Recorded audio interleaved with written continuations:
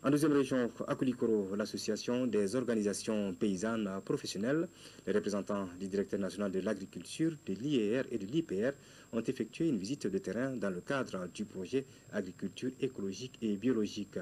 L'objectif de cette visite est de contribuer à promouvoir la pratique de l'agriculture écologique et biologique à travers la technique des murets. Compte rendu, Brémakoné.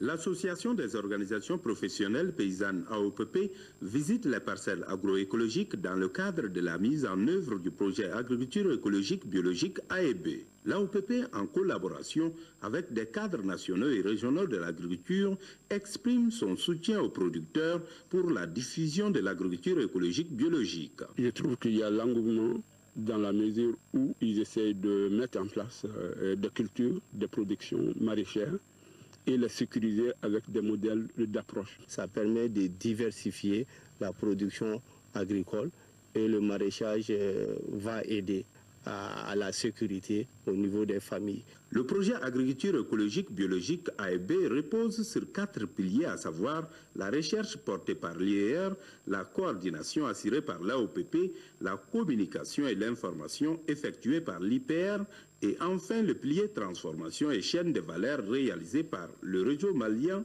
des transformateurs de coton bio. L'un des points forts de l'AEB, c'est aussi la technique des murets. Le système des murets réunit en tout cas plusieurs conditions.